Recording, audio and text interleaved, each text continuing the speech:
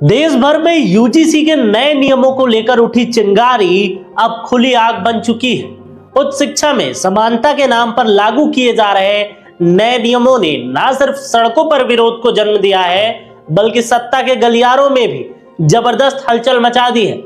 उत्तर प्रदेश से लेकर संगम नगरी तक माहौल गर्म है और सबसे चौंकाने वाली बात यह है कि इस मुद्दे पर अब भारतीय जनता पार्टी के भीतर भी विरोध खुलकर सामने आ गया है। लखनऊ में जहां इस नियम को लेकर राजनीतिक बयानबाजी तेज है, वहीं बरेली में मामला प्रशासनिक और सियासी टकराव का रूप ले चुका है। यूनिवर्सिटी ग्रांट कमीशन ने नए नियमों के विरोध में बरेली के सिटी मजिस्ट्रेट पद से इस्तीफा देने वाले पीसीएस अधिकारी अलंकार अग्निहोत्री अब सीधे धरने पर बैठ गए हैं। इस्तीफे के बाद निलंबन की कार्रवाई से नाराज अग्निहोत्री ने शासन प्रशासन के खिलाफ खुला मोर्चा खोल दिया है।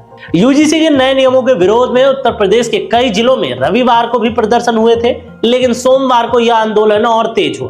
खास बात यह रही कि इस बार विरोध सिर्फ विपक्ष तक सीमित नहीं रहा, बल्कि भाजपा के भीतर भी असहमति के सुर दिखाई दिए। कुछ नेताओं ने नए विनियमों के खिलाफ अपने पदों से इस्तीफा देकर सियासी हलचल को और तेज किया।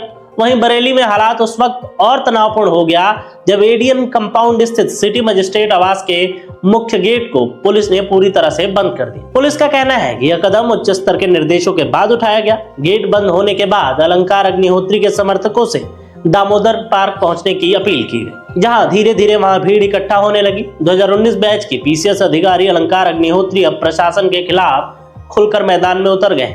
सोमवार को इस्तीफे के बाद अग्निहोत्री ने शंकराचार्य के अपमान और यूजीसी कानून को अपना बड़ा कारण बताया। रात में जिलाधिकारी से मुलाकात के बाद मामला और गर्म आ गया, जब उन्होंने जिला प्रशासन पर बंधक बनाए जाने जैसे गंभीर आरोप लगाए। हालांकि जिलाधिकारी ने इन आरोपों को सिरे से खारिज कर दिया। इसके कुछ ही घंटे बाद राज्य शासन ने अलंकार अग्निहोत्री को निलंबित कर दिया। निलंबन के बाद अग्निहोत्री ने साफ कहा कि वे इस कार्रवाई के खिलाफ अदालत का रुख करेंगे। मंगलवार सुबह से ही उनके आवास के बाहर भारी पुलिस बल तैनात किया गया, जिससे पूरे इलाके में तनाव का माहौल बना हुआ। इधर यूजीसी कानून का विरोध अब भाजपा संगठन में भी दरार डालता दिख रहा है। भाजपा किसान मोर्चा के मंडल अध्यक्ष श्याम सुंदर त्रिपाठी ने इस कानून के विरोध में अपने पद से इस्तीफा दे दिया है। उन्होंने प्रधानमंत्री मोदी को संबोधित पत्र में कहा कि यह कानून समाज को जोड़ने के बजाय बांटने का काम करेगा और इसके दूरगामी परिणाम घातक हो सकते हैं। इसी तरह बक्सी तालाब क्षेत्र के कुम्हारवा मंडल से जुड़े भाजपा महामंत्री अंकित तिवारी ने भी पार्टी से दूरी बना ली है।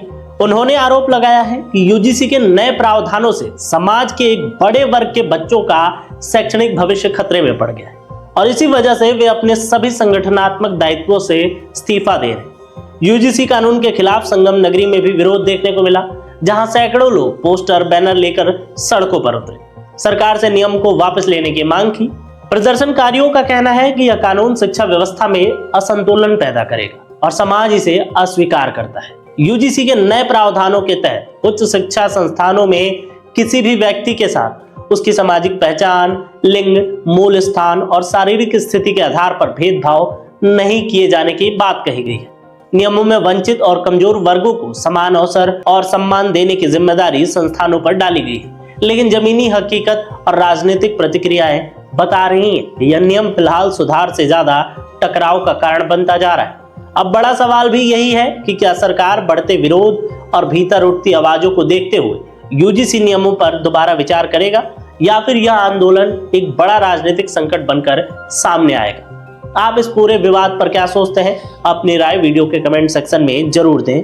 धन्यवाद।